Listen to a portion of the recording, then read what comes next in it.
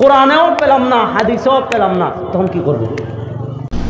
এর উত্তর হচ্ছে যে আমাদের দিন হলো আল্লাহর কোরআন, নবীর হাদিস। মাযহাব মানা নয়, কোরআন এবং সুন্নাহ মানাটা হলো দিন। যদি আপনি মনে করেন আমার কাজ হলো কোরআন এবং হাদিস মেনে চলা, কিন্তু আমি বুঝি না, অমুক আলেম অমুক ফকি তিনি বোঝেন, আমি তার সহযোগিতায় মানব, যদি কখনো প্রমাণ হয় তার চিন্তা ভুল, আমি ওটা বাদ দিয়ে সুন্নত মানব, এই চিন্তায় মাযহাব মানার ভিতরে কোনো দোষ আছে মুসলিম উম্মার কেউ বলিনি। আর এই রকম না মেনে আপনি ইসলাম মানতে পারবেন না। মাযহাব কোনো সময় সরাসরি বাতিল হয় না। প্রত্যেক মাযহাবই কিছু কিছু ভুল ত্রুটি থাকে, প্রত্যেক মাযহাবই কিছু কিছু সঠিক জিনিস থাকে। তো মাযহাব কোনো সময় পূর্ণাঙ্গ কোনো মাযহাব সম্পূর্ণরূপে বাতিল এইভাবে বলা যায় না, এটা আমরা বলতেও পারি না।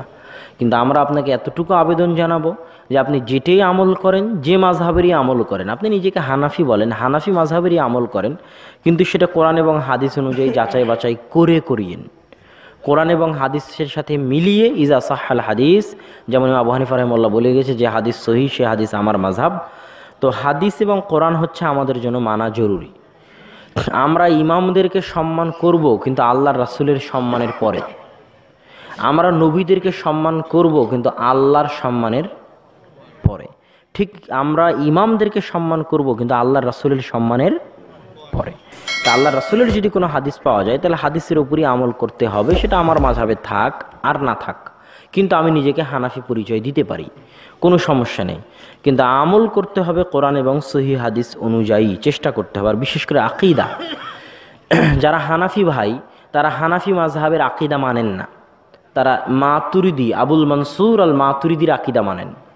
তো আমি বলবো, আপনি সত্যিকার যদি হানাফি হতে চান, তাহলে আপনাকে আবু হানিফা রাহিমাহুল্লাহর আকীদা মানতে হবে। আর আবু হানিফা রাহিমাহুল্লাহর আকীদা আপনি কোথায় পাবেন? তার লেখা একটা বই আছে, আবু হানিফা রাহিমাহুল্লাহর লেখা একটা বই, আল ফিকহুল আকবার, যেই বইয়ের ব্যাখ্যা করেছে ডক্টর আবদুল্লাহ জাহাঙ্গীর বাংলায়। আবু হানিফা রাহিমাহুল্লাহর লেখা আল ফিকহুল আকবরের বাংলা ব্যাখ্যা কে করেছে? ডক্টর আবদুল্লাহ জাহাঙ্গীর। এই বইটা পড়লে আপনি সত্যিকার হানাফি হয়ে যাবেন, আবু হানিফা রাহিমাহুল্লাহর আকীদা আপনার চলে আসবে। কিন্তু আমাদের দেশে যারা প্রচলিত হানাফি আছে, তারা আবু হানিফা রাহিমাহুল্লাহর আকীদা মানে না, তারা আবুল মনসুর আল মাতুরিদির আকীদা মানে। তো আবুল মনসুর আল মাতুরিদির আকীদা যদি মানেন, তাহলে আপনি হানাফি হলেন না, আপনি মাতুরিদি হয়ে গেলেন। আর যদি হানাফি হতে চান, তাহলে আল ফিকহুল আকবার পড়েন, ইমাম আবু হানিফার লেখা, আর আবদুল্লাহ জাহাঙ্গীরের ব্যাখ্যা পড়েন, ইনশাআল্লাহ হানাফি হবেন। নিশ্চয়ই আমরা জানি যে দুইজন ইমাম আরও রয়েছেন হানাফি মাযহাবে, ইমাম আবু ইউসুফ রাহিমাহুল্লাহ, ইমাম মুহাম্মদ রাহিমাহুল্লাহ। তারাও তো তাদের শেখ ইমাম আবু হানিফা রাহিমাহুল্লাহর অনেক ক্ষেত্রে অনেক মাসালায় 80% মাসালাতে তারা কিন্তু ভিন্ন মত দিয়েছেন। তাহলে ইমামদের ক্ষেত্রেও তো তারা ভিন্ন মত অনুযায়ী কিন্তু ভিন্ন ভিন্ন আমল করেছেন। তাহলে আমরা যদি একই মাযহাব এর যদি ভিন্ন আমল করি, অথবা অন্য মাযহাবেরটা আমরা গ্রহণ করি, সেক্ষেত্রে কোনো সমস্যা, কোনো অসুবিধা নেই, কোনো অসুবিধা নেই। আমার আমলটা যদি সেই সুন্নাহ মোতাবেক যদি হয়, আর সেটি যদি আমি হয়তো কিছু মাসালা মানছি হানাফি মাযহাব অনুসারে, কিন্তু আরেকটা আমল আমার সেটা অন্য মাযহাবের প্রাকে আমার শক্তিশালী মনে হয়েছে, বিশুদ্ধ মনে হয়েছে, আমি সেটি আমল করব, ইসলামে কোনো বাধা নেই। কারণ এভাবে কোনো কথা নেই যে তুমি আসলে এই মাযহাব মেনেছো, অতএব তোমার একেবারে জন্ম থেকে মৃত্যু পর্যন্ত, তোমার খাতনা থেকে শুরু করে তোমার একেবারে জীবনের সকল কাজ এই মাযহাব অনুসারে করতে হবে। নট দ্যাট, ইসলাম এটা বলেনি আমাকে। তাহলে তো এটা তো একটা পূর্ণাঙ্গ দিন হিসেবে আমি তো তাহলে ওইটাই যেটা আমরা বললাম একটু আগে, যে মাযহাব কোনোদিন দিন নয়, এই কথাটি আমাদের ডক্টর জাহাঙ্গীর স্যার একদম শক্তিশালী বা শক্ত করে তিনি এই কথাটা প্রতিবাদ করতেন। যারা অন্ধভাবে যারা মাযহাব অনুসরণ করে, তারা মাযহাবকে দিন মনে করেছে, মানে ইসলামটাকে তাদের মানে কোরআন এবং সুন্নাহ তাদের কাছে গ্রহণযোগ্য নয়। বরং মাযহাব যা বলেছে সেটা যদি দুর্বল হয়, সেটা যদি মানে হাদিসের সহিহ হাদিসের বিপরীত হয়, তাহলে তারা বলবে যে এটাই আমরা করবো। ইন্নালিল্লাহ, এটা কখনই হওয়া উচিত। তাকলিদ, অন্ধ অনুসরণ কখনো কখনো বড় শিরক হবে, কখনো সেটা এমন অন্ধ অনুসরণ যে তিনি ভুল করতেই পারেন না।